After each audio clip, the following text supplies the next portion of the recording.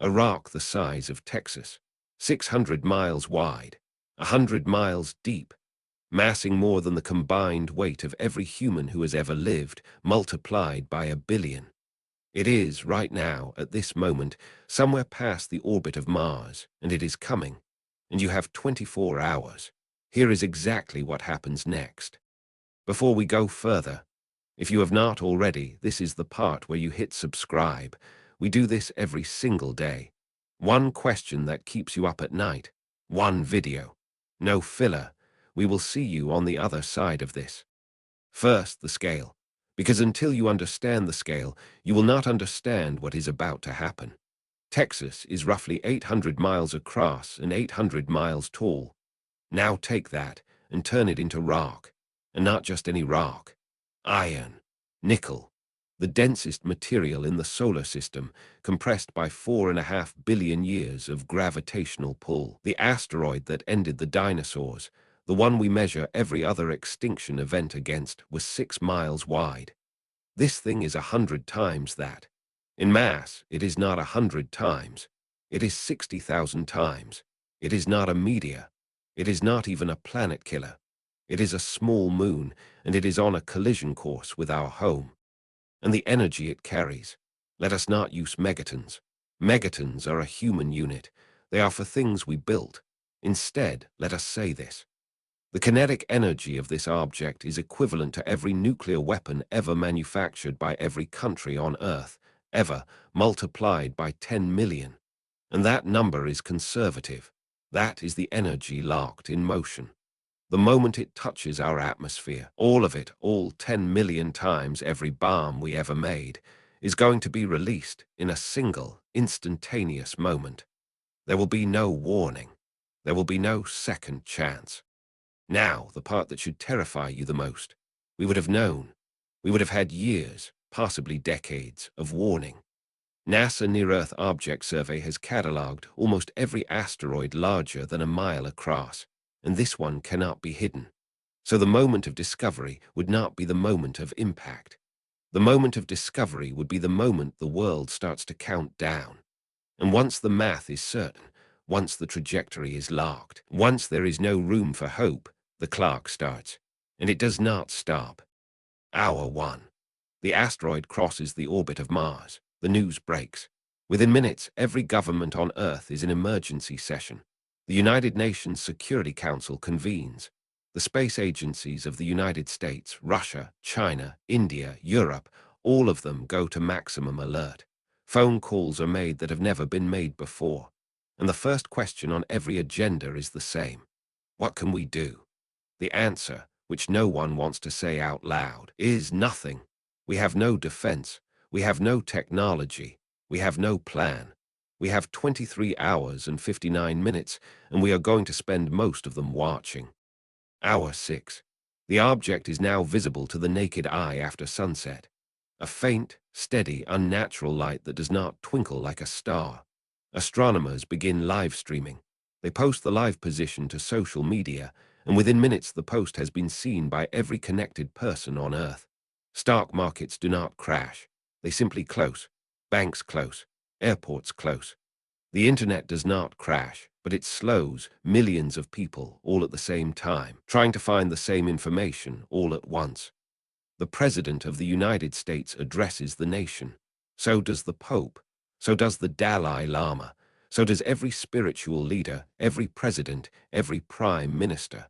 The words they say are not the same. The feeling behind them is, we are running out of time. Hour 12. The asteroid enters the orbit of the moon. It is visible now in daylight. A pale disk, perfectly round, growing slowly larger in the western sky. People go outside. Some go to church. Some go to the bars. Some go home and hold their children. The world does not end the way the movies showed us. It does not end in riots. It does not end in flames. It ends in a kind of quiet. A strange, terrible calm. The calm of a species that, for the first time in its 200,000-year history, knows exactly when the sun will rise for the last time. Hour 20. The object crosses the moon's orbit. Anyone with a telescope can now see the surface of it. The craters, the dust, the sheer, impassable scale. It is not a rock anymore. It is a world, a small, dead world falling. Astronomers around the world live stream what they are seeing. For the first time in human history, every person on Earth who has access to a screen is watching the same thing at the same time, knowing the same thing. There are now 10 minutes left. There is now 9. There is now 8. T-minus 10 minutes. The asteroid begins to feel the first whispers of Earth's atmosphere. The leading edge of it heats to thousands of degrees. The air in front of it simply ionizes. The sky above the impact zone, somewhere in the middle of the Pacific Ocean, turns white. Not bright. White. The way a lightning bolt is white. The way the surface of the sun is white. And it is getting brighter. And it is getting closer. T-minus 3 seconds. The asteroid strikes the Pacific Ocean at roughly 20 miles per second. The water does not splash. There is no time for splashing. The water vaporizes. Instantly, a crater 60 miles wide opens in the seafloor. The ocean itself parts, for a single, brief, impassable moment, revealing a canyon of steam and molten rock that goes down to the mantle of the Earth. And then it is over. And then the real catastrophe begins. The fireball. The energy released is equivalent to every nuclear weapon ever built, multiplied 10 million times. The fireball alone is larger than the continental United States. The surface of the Earth at the point of impact briefly becomes harder than the surface of the sun. Everything within 1,000 miles, not damaged, not burning, gone. Every city, every mountain, every ocean trench within that radius, vaporized, reduced to atomic dust. There is no word for what has just happened, because nothing in the history of our species has ever been even a fraction of this large. The shockwave.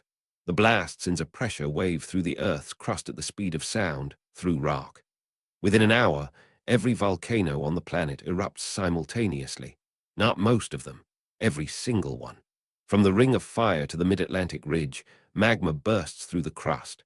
Mountain ranges crack in half.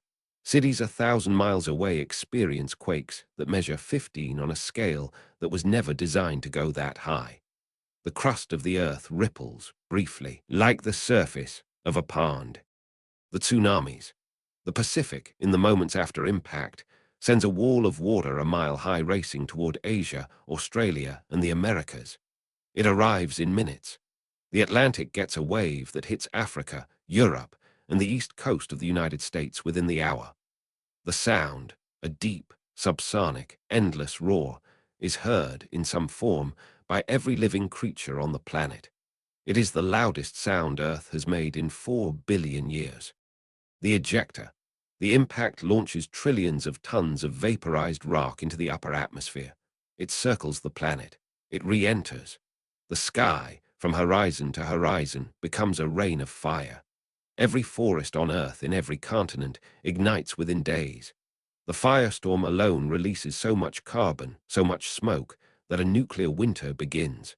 Within a month, the sun is a faint orange disk behind a permanent haze. Photosynthesis stops. The base of the food chain collapses. The rest of it follows, slowly, over the next year. Within a year, 90% of all complex life on Earth is gone. The survivors, if there are any, will be the things that live where nothing else can. The deep ocean creatures near the hydrothermal vents, the bacteria in the rocks, the lichens, perhaps, that have already survived 5 mass extinctions. For the mammals, for the birds, for the reptiles, for us, for almost everything we have ever known as life on Earth, the light is going out. And the scar, the crater itself, 400 miles wide, 20 miles deep, the mantle of the Earth exposed to the sky, glowing dull red at the bottom. For thousands of years after the impact, the wound will smoke. The storms above it will never stop. It will be the only visible feature on Earth from space, a dark, smoldering wound, surrounded by an endless ring of cloud. The place where the world ended. Could it actually happen? The honest answer is, we do not know of an asteroid this large in our solar system. The near-Earth objects we track are so far all smaller, a fraction of this size. We would have centuries of warning if one ever came. But the universe is a violent place, and the physics does not care what is rare. If something this size can exist, something this size can fall. The dinosaurs had no warning. We, at least, would have the warning. Whether we would do anything useful with it is a different question. If this made you think, hit subscribe. We drop one of these every single day. A new question, a new what if, a new reason to look up at the sky and wonder. Comment below, what scenario should we tackle next? Stay safe out there. And remember, not every question has a comfortable answer.